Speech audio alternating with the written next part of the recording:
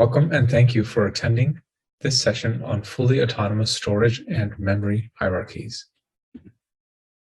My name is Irfan Ahmed and I am the CEO and founder of Magnition. Magnition is a company focused on providing technology and algorithms for the future of storage and memory systems, in particular for fully automated and fully autonomous storage systems. Prior to this, I was a founder of Cloud Physics, which has recently been acquired by Hewlett Packard Enterprise. And I used to work before that at VMware as a tech lead in the operating systems and distributed resource scheduling teams, where we brought to market lights out data center management products, including load balancing, automatic data movement, and real-time I/O scheduling product. The key question to start with is, do the storage and memory industries need fully autonomous systems? Now, obviously, what's been happening in the last few years in the use of AI, machine learning, and wide-scale data analytics is a trend towards automating tasks for consumers. Today, we have self-driving autopilot and autonomous systems that are being prototyped and tested on California roads. This is the state of the art when it comes to autonomous systems in cars. However, enterprise storage customers and data center operators enjoy not the same level of sophistication.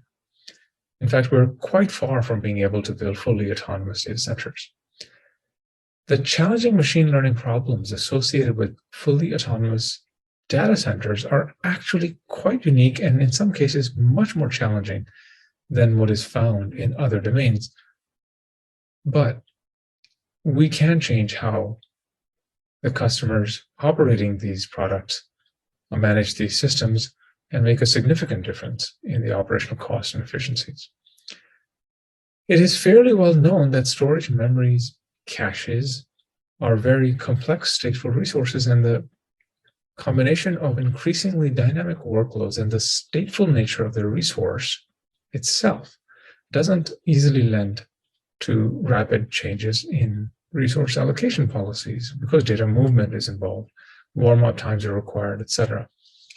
Now, of course, this makes automation actually quite a difficult task, and it's not for the lack of trying. Researchers have been trying to implement autopilot systems for storage for several decades with limited results. Remarkably, both the automotive industry and the computer industry have been trying to achieve autonomous operations for about the same length of time. So on the right-hand side, you'll see some visualizations for LiDAR and LiDAR-based object detection while vehicles are in motion in multiple directions, as well as static obstacles mapped to those locations using hints from GPS, locations on maps, and so on. On the left, we see quite dynamic behavior from storage workloads and storage systems. You see some visualizations for access patterns for disk workloads taken from real production customers in the background. And then you'll see also on the left, large chunks of time included in the leftmost visualization of heat maps of varying levels of activity, varying levels of reuse distance, cacheability, working sets, and so on. So they tend to be quite dynamic with a lot of variance that you can see in some of the colors. Now, if we visualize these in just the right way and we apply the right AI ML tools, we can actually become quite predictive, and that's where the most research in the field has been taking us. So if we look at the plot that is constantly moving on the left, that's another specific example. We'll talk a little bit more about that in a bit. But this one is looking at the highest, most expensive tiers in a storage system, which are the tier 0 caches. This particular case is a customer workload that exhibits quite a dramatic shift in the working set of the workload over a very short period of time. So short, it would require quite a dynamic algorithm to maintain SLOs, and to date, those algorithms have not been possible. Now, to get there, we need to build autonomous systems that are self-aware, perform real-time modeling, and adaptive mitigations. The equivalent of this in self-driving cars would be pedestrians crossing the road, sudden unexpected traffic, or a highway undergoing construction, and now the car has to figure out some evasion strategy. So, whereas in the automotive domain, those models are getting mature. In the world of storage and memory resource management, we're just now starting to get those abilities in our tool belt. With this background, let's jump in and talk about the current state of the art, which is manually managed storage and memories. Well, as you're seeing in the industry, that's starting to become infeasible. So, on the one hand, it is not uncommon for a modern application to undergo actual code changes hourly, especially in microservice-oriented architectures where applications are spread out over large networks.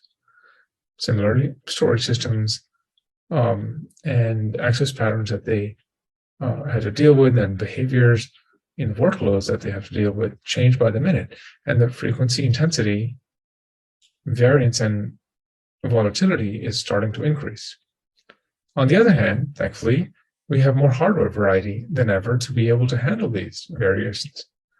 Unfortunately, along with those additional tiers of memory and storage naturally comes complexity. So we are going through a period when hardware complexity is actually making it more challenging. And at this point in time, it is infeasible to successfully manage storage and memory allocations manually and to do so efficiently. So the net result is we are increasingly vulnerable to seemingly insurmountable challenges, technical challenges, including issues like thrashing, interference, unpredictable availability, and so on. Now, these limit, from a business point of view, what the efficiencies and cost reductions can be had. And technically, these are today leading to over-provisioning, which results in high cost. And obviously, there's a huge lack of control over performance, leading to much higher risk. So the only way out of this impasse that we are in at this certain juncture in time that we find ourselves in is to rethink our approach as an industry. I believe, will need to build and bring to market fully autonomous storage and fully autonomous memory hierarchies. And we will need to build an ecosystem of technology suppliers and standards to be able to accomplish this. So that's really my goal in this conference talk, to establish the business case and need associated with this in our industry. Now, in the world of storage, we can learn from other domains and understand and try to build a taxonomy of the models and the types of systems and characteristics that have to be learned in an autonomous memory hierarchy. Now, I personally categorize these into two kinds of very high level, I'd say 10,000 foot level domains. First is a certain class of models that have to do with self-awareness, and then the other class is environmental awareness. Now, of course, we can compare and contrast with the self-driving cars in the automotive industry. So here, a self-awareness example is how a car accelerates. And remarkably, that's not a static notion. It's actually very dynamic. So as the car gets older or as it undergoes different stresses and different conditions, the acceleration is variable. So the model between an input and the output is actually contingent on many other factors. So a car should be self-aware of its dynamic ability to accelerate as a model. Braking has a similar characteristic, steering, and other types of control conditions. Even battery discharge is quite dependent and requires predictive models. Now, environmental awareness for the automotive industry would include GPS, maps, the ability to detect and understand static obstacles versus dynamic obstacles. The ability to look at the terrain, look at the distances and the relative object velocities, and map those to what's already known about the environment. So applying this to the world of autonomous data infrastructure, we can also do a self-awareness versus environmental awareness categorization. For example, with self-awareness, we have to be able to understand the tiers of memories, disk, flash, etc., that exist in the hardware of the system. I think of this like brakes and the acceleration capabilities. We have caches that provide tremendous acceleration with different types of memories, with different capabilities, from read asymmetry, statefulness, persistence, throughput limits. So the data paths in our system that govern latencies, for example, they may or may not have redundancies. These are all the types of things that go towards self-awareness in the storage domain. Now, of course, there are environmental awareness concerns as well. So in the case of storage and memories, workloads are extremely dynamic. They change possibly at the microsecond scale. So these exceedingly dynamic systems and the environmental components of these systems are such that I believe these are much more dynamic per year at a time than, for example, a self-driving vehicle. To be able to do QoS constraints and dealing with congestion and other factors is quite challenging. So other environmental issues is cost being dynamic. And we know from cloud workloads and cloud economics that cost may not be static, and interesting optimizations may be achieved as a result of this. So all of this goes towards environmental awareness. So this allows us to now start to build a bit of a vocabulary around what are the underlying models, how we might go about creating those, and we will get into in a moment. But we can start to build an appreciation for how such models need to be built in real time for memories and storage, and that they need to adapt. They need to be self-aware and adapt so that at the end of the day, storage and memory systems are fully autonomous. So here's some background to be able to understand autonomous systems. Typically, autonomous systems will operate in some sort of an OODA loop.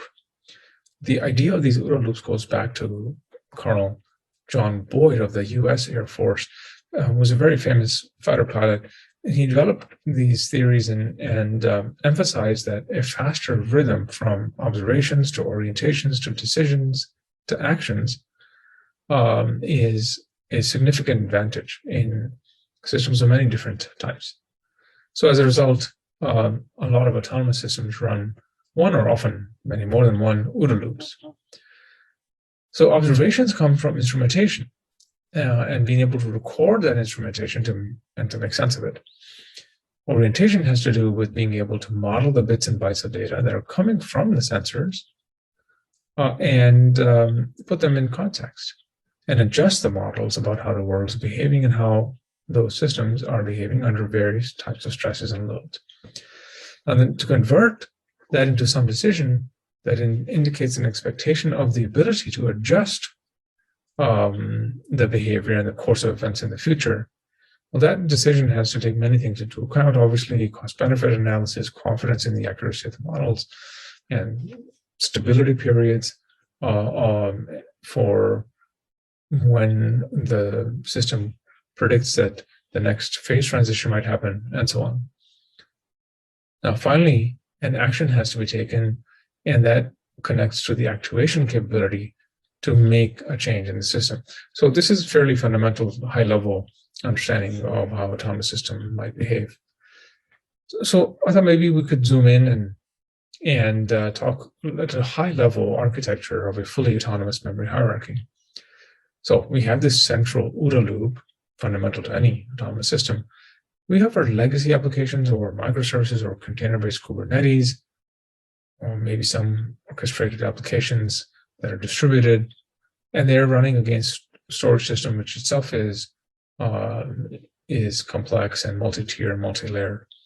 Could be a cloud storage system, could be a database, a Dedupe engine, a single SSD, could be a cache. More often than not, it's some combination of these. So the first thing is from the left to right, we have instrumentation. So that crosses over between observe and orient. For example, in the case of Magnition's technology, that instrumentation could be at the device or the operating system, an event bus, or an RPC message level. In the case of low-level devices, think of it as an I/O or memory access pattern that we are able to instrument in a very lightweight manner. Obviously, we cannot take every single memory request and instrument it, but most recent research in this area, including ours, has opened up a new set of tools, including very careful sampling strategies. So we first worked on instrumentation in our product so that we can, at extremely low cost, maintain ongoing observation. Now, when we talk about orientation, this is always going to be about modeling. So how do we fit those specific measured vectors of performance availability and translate them into models we have already learned? And furthermore, update those models from the new knowledge that is being gained through the information arriving. Now, once we have this orientation, we can enter the predict phase, which is where we use these models and the real-time observations and create a series of what-ifs from which we decide what decision to make to improve the situation or to correct some imbalance that might be happening or to bring the system back into some compliance with quality of service targets. So in this step, obviously, we have very specific algorithms needing to be implemented, including cost-benefit analysis, stability analysis, and so on.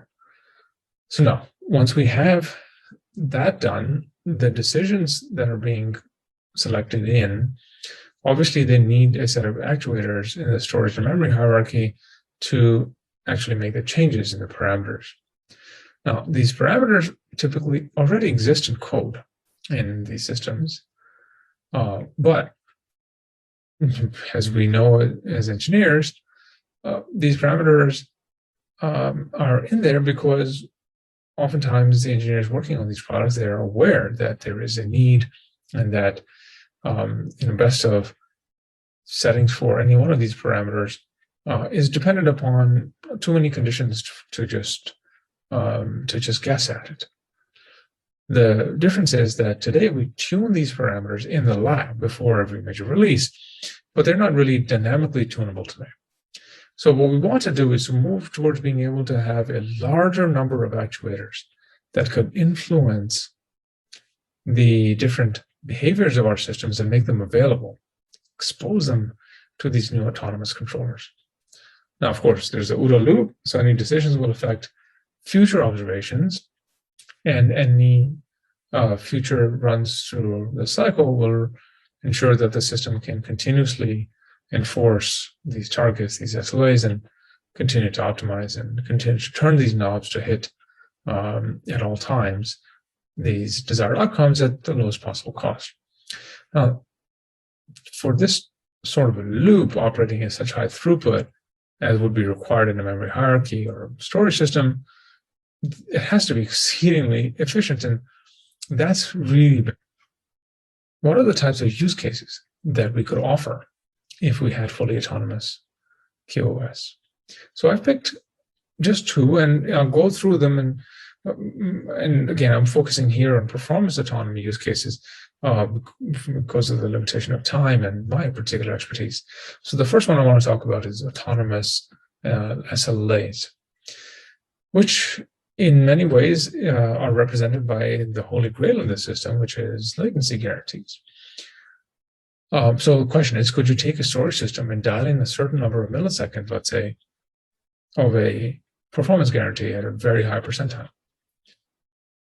If you could do that, what could be built with it? Well, several core value propositions exist around this capability of a user being able to dial in a certain latency or throughput target with a dollar budget and have an autonomous system auto-allocate the right amount of capacity throughout the platform, throughout the tiers to hit those SLAs. Now, if we had such a system, we could set and forget it and achieve lower overall risk of service disruptions and revenue disruptions.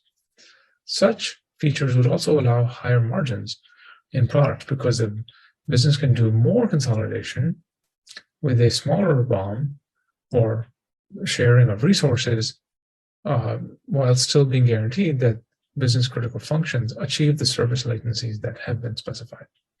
So overall, this really boils down to achieving lower OpEx and lower risk profiles by dialing in the desired policies in the system, making sure that those are achieved.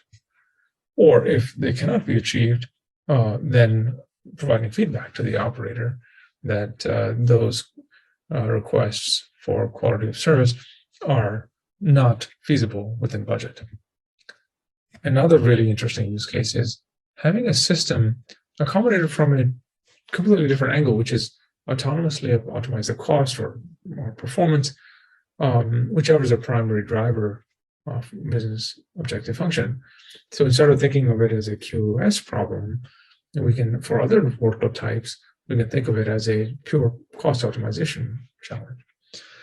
So here, using real-time workload modeling and resource allocation procedures, we're able to dynamically adjust resources and provide isolation among different clients and users, and achieve completely autonomous right-sizing dynamically for all the tenants of that system.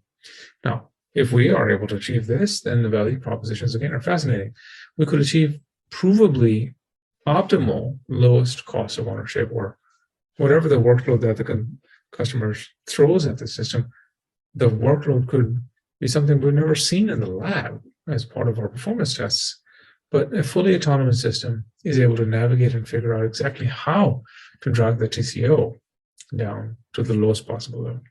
And we could use this system to eliminate noisy neighbor problems, which is again a huge improvement in OpEx for infrastructure teams. Now, finally, we can use the operations and predictive planning use cases here so that fully autonomous system can plan itself on how much further ahead it needs to allocate more resources, buy more hardware, lease more hardware from the cloud, or plan to do warm-ups and many other technical situations like this. So having seen the technical use cases, the value propositions and the high-level vision of autonomous memory hierarchies, we can now look at some of the technical underpinnings of how this could be accomplished. Now, again, I'm focused on the performance autonomy. What we see here is a very interesting, dynamic, constantly changing pattern. So just to give you a little introduction to what's happening here on the x-axis, we have a model of the resource allocation for a particular workload. So think of this as the tier 0 memory, which is allocated in gigabytes for this workload. Now, the y-axis represents the performance. The performance in this case is plotted as a miss ratio, so lower is better. And of course, we can plot latency directly from that as well. But for this visualization, we plotted miss ratios. Now, the curve that you see that relates the performance of the system on the y-axis and the cost being allocated to achieve that performance on the x-axis. Now, the curve that you see that's constantly transforming, it actually represents the performance prediction of that particular application if we were to, at any given moment in time, give it more or less of that tier 0 memory.